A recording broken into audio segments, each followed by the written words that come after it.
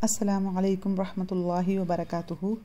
रब्बी इश्रह ली सदरी व यस्सिर ली अमरी वहलुल उक़दतम मिन लिसानी यफ़क़हू क़ौली। रब्बि ज़िदनी इल्मा रब्बि ज़िदनी इल्मा अल्लाहुम्मा रब्बि ज़िदनी इल्मा। अऊज़ु बिल्लाहि मिनश शैतानिर रजीम बिस्मिल्लाहिर रहमानिर रहीम। इंशाअल्लाह वल अज़ीज़ आज हम सीखेंगे मीम साकिन के क़ायदे। मीम साकिन के क़ायदे। मीम साकिन के कितने क़ायदे हैं? 3 क़ायदे हैं। और मीम का मखरज क्या है? दोनों होठों को मिलाने से, दोनों होठों के सूखे हिस्से को मिलाने से म अदा होता है। और मीम होठों वाले हुरूफ से आने वाला हुरूफ है मीम। और होठों को अरबी में कहते हैं शफ़तैन। क्या कहते हैं? शफ़तैन। शफ़तैन। हाँ, होठों को अरबी में शफ़तैन कहते हैं। इसलिए मीम के जो क़ायदे हैं वो कहलाएंगे शफ़वी। कौन से कहलाएंगे? शफ़वी। क्योंकि मीम होठों से अदा होने वाला हुरूफ है, इसलिए मीम साकिन के जो क़ायदे हैं वो शफ़वी कहलाएंगे। पहले हम इनके नाम देख लेते हैं। कौन से क़ायदे हैं? क़ायदों के नाम क्या है? सबसे आसान ज़ुबान में अगर देखा जाए तो पहला क़ायदा है छुपाना। छुपाना यानी कि मीम की आवाज़ को छुपाना। ये हमारी नॉर्मल ज़बान में हम इसको छुपाना कहेंगे, लेकिन अगर हम तजवीद की ज़बान में अगर कहेंगे तो इसका नाम है इख्फ़ा। और इख्फ़ा का मतलब है छुपाना। इख्फ़ाए शफ़वी। इख्फ़ाए शफ़वी। क्या है मीम का पहला क़ायदा? इख्फ़ाए शफ़वी। इख्फ़ा IQFA। इख्फ़ाए शफ़वी। क्योंकि मीम होठों से अदा होने वाला हुरूफ है और होठों को शफ़तैन कहते हैं, इसलिए इस नाम में शफ़वी हुरूफ है। और ये याद रखना है क्योंकि ऑलमोस्ट जो नून साकिन के क़ायदे हैं ना, वो भी कुछ क़ायदे मीम साकिन से मिलते जुलते हैं। तो फ़र्क समझ में आने के लिए इख्फ़ाए शफ़वी। पहला जो मीम साकिन का क़ायदा है वो है इख्फ़ाए शफ़वी।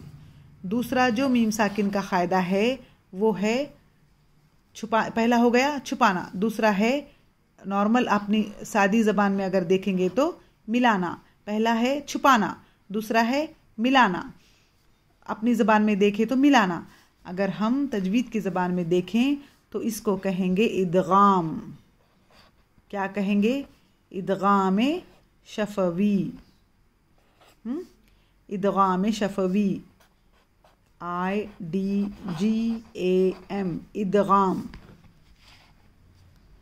IDGAM इदगाम यानी कि मिलाना। तीसरा है बताना। छुपाना, मिलाना और थर्ड है बताना यानी कि जाहिर करना। जाहिर करना यानी कि इजहार करना। इजहारे शफ़वी। इजहारे शफ़वी IZHAR इजहारे शफ़वी। शफ़वी। मीम साकिन के कितने क़ायदे हैं? 3 क़ायदे हैं। छुपाना, मिलाना, बताना। ये जो हमारे रोज़ के बोलचाल में के हुरूफ हैं, इनको हमको सिर्फ याद रखना है। हाँ, याद रखना है। लेकिन हम जब बोलेंगे, याद करेंगे, एग्ज़ाम में लिखेंगे तो हमको क्या लिखना है? इख्फ़ाए शफ़वी। इख्फ़ा का मतलब है छुपाना। इदगाम शफ़वी। इदगाम का मतलब है मिलाना, 2 चीज़ों को मिलाना। इदगाम का मतलब और इजहार यानी कि बताना। हम इजहार कर रहे, बता रहे, बोलते ना, वो वाला इजहार शफ़वी।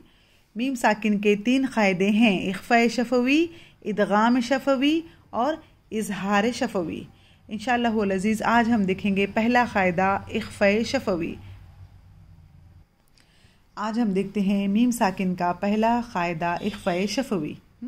इख्फ़ाए शफ़वी में क्या? मीम साकिन के क़ायदे का मतलब क्या है कि मीम साकिन के बाद कोई भी हुरूफ में, आयत में मीम साकिन के बाद अगला आने वाला हुरूफ कौन सा है, उसके ऊपर डिपेंड है ये क़ायदे। मीम साकिन के बाद आगे क्या आता है उसके ऊपर डिपेंड है ये तीनों भी क़ायदे। हाँ, तो अगर मीम साकिन के बाद बा मीम साकिन के बाद अगर बा आता है, सिर्फ बा, हाँ, मीम साकिन के बाद अगर बा आता है तो वहाँ पर होगा इख्फ़ाए शफवी, यानी कि मीम की आवाज़ को छुपाकर पढ़ना है। मीम की आवाज़ को क्या है, छुपाना है। इख्फ़ा यानी कि छुपाना। मीम साकिन के बाद अगर बा आता है तो मीम की आवाज़ को छुपाकर पढ़ना है। यहाँ पर क्या होगा, मीम साकिन के बाद अगर बा आए तो मीम की छुपाकर गुन्ना करके पढ़ना है। यहाँ पर गुन्ना भी होगा 2 हरकत। इसकी हम मिसाल देख लेते हैं। जैसे कि इसकी मिसाल है अम बईदुन,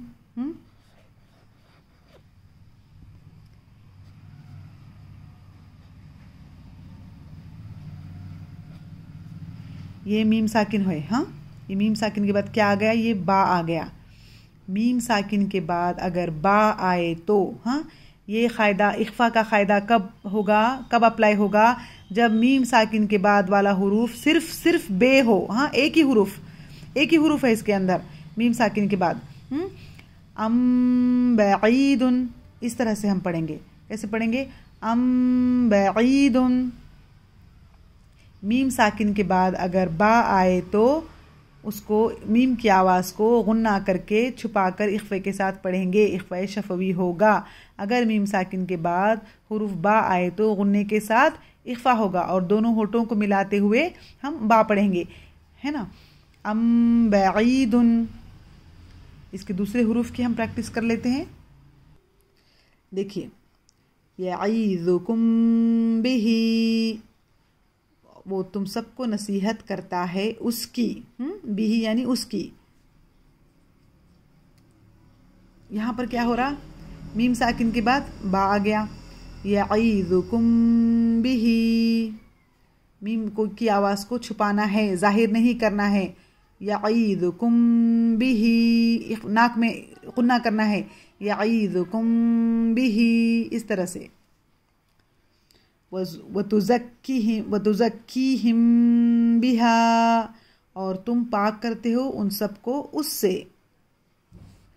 अम बईदुन, या दूर, बईद यानी दूर, अम यानी या। बादहुम बिबादिन, बाज लोग बाज के ज़रिए, बादहुम बिबादिन। तनवीन आ गई ना, तो तनवीन आ गई तो उसमें नून छुपा है। अयमुरुकुम बिल कुफ्री, क्या वो तुम सबको हुक्म देगा कुफ्र का। वो कल्बुहुम बासितुन, और उन सब का कुत्ता फैलाए हुए, हाथ फैलाए हुए जो था।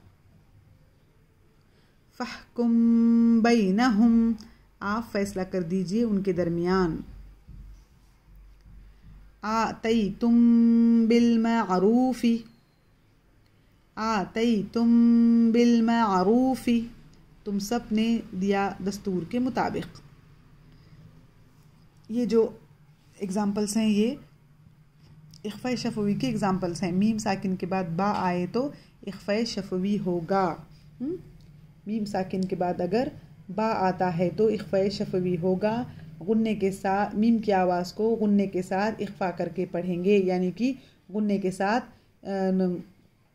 आवाज़ को छुपा कर पढ़ेंगे। इख्फ़ा यानी छुपाना।